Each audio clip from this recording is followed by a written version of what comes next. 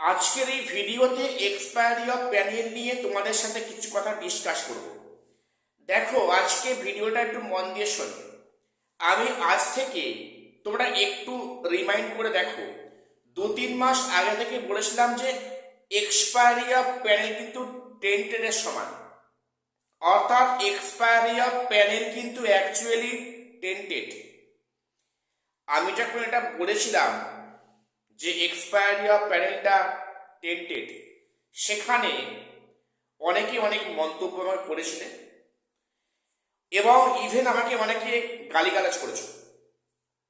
দেখো, এখানে আমি বলার কেউ নয়, যেটা কোড বলছে যে expiry of panel invalid, illegal, পাশাপাশি এটা টেন্টেডও বটে। আজকে কি দাঁড়ালো কলকাতা হাইকোর্টে, যে আজকে হাইকোর্টে যে বিষয়টা উঠলো যে এক্সপায়ারি অফ প্যানেল নিয়ে, সেখানে বিচারপতি প্রথম দিকে বললেন যে এটা সম্পূর্ণভাবে কমিশনের একটা ভুল। কেন সেখানে প্যানেল এক্সপায়ার হয়ে যাওয়ার পরেও সেখানে কেন নিয়োগ করেছে, এবং এক্সপায়ারি অফ প্যানেলটা যেমন ইললিগ্যাল, যেটা সুপ্রিম কোর্ট থেকে পরিষ্কার করেছে, এবং আজকে যেখানে মানে যেটা উনি বললেন বিচারপতি হাইকোর্টের, যে এনারা কিন্তু ইললিগ্যাল প্লাস এনারা টেন্টেড। আচ্ছা, এখানে একটা বিষয় বলে রাখি। হ্যাঁ, তার আগে বলি, এই এক্সপায়ারি অফ প্যানেল যেহেতু টেন্টেড হিসাবে গণ্য হয়েছে বা হচ্ছে, আগামীতে হচ্ছে, তাহলে এই এক্সপায়ারি অফ প্যানেল সবাইকে কিন্তু 12% হারে টাকা রিটার্ন করতে হবে, প্লাস তারা চাকরিতে পুনরায় অংশগ্রহণ করতে পারবে না। এই যে 2025 যে SLST হলো, সেখানে কিন্তু এক্সপায়ারি অফ প্যানেল থেকে অনেকেই একাদশ দ্বাদশে এম প্যানেল হয়ে আছে। ইভেন অনেকে 9-10 ডাক পাবে ভেরিফাই, তো এনারা পরীক্ষায় বসার সুযোগ পাবে না। এবং শুধু এখানেই শেষ নয়, ওনাদের 12% হারে টাকা রিটার্ন করতে হবে।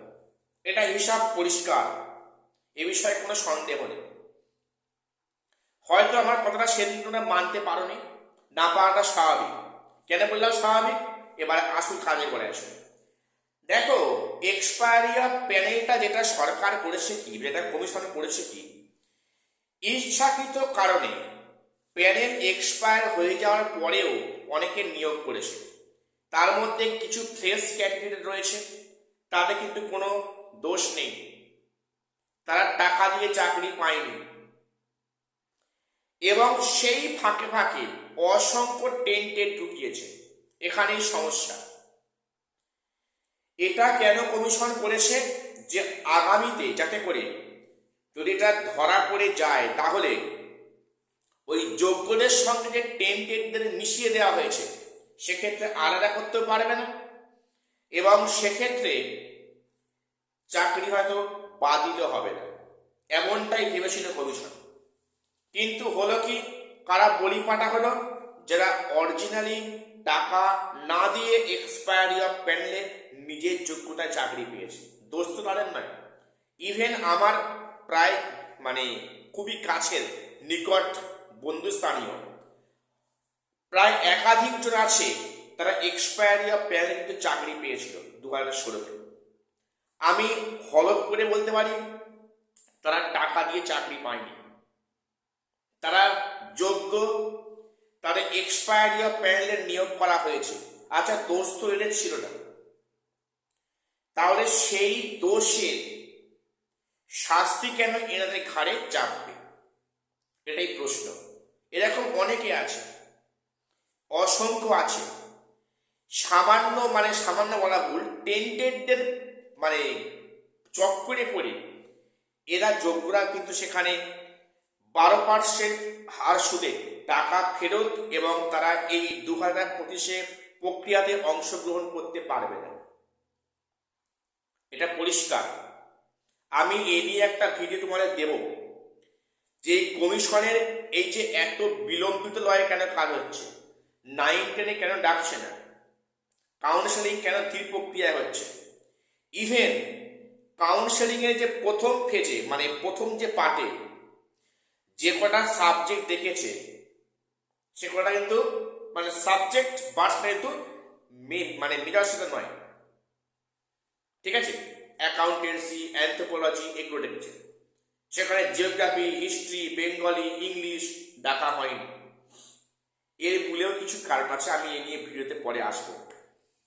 তাহলে আজকের এই হাইকোর্টের যেটা সিদ্ধান্ত প্রায় দেখা যাচ্ছে কি যে এক্সপায়ারি অফ প্যানেল শুধু ইলিগাল নয়, এনাদের টেন্টেডের মধ্যে রাখা হচ্ছে।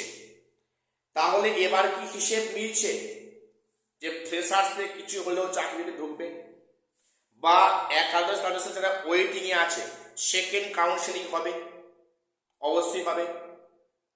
এবং ইভেন ক্লাস 9-10 যে লিস্টটা প্রকাশিত হয়েছে কল ফর ভেরিফিকেশন, সেখানে রেকটিফাই লিস্ট আসবে।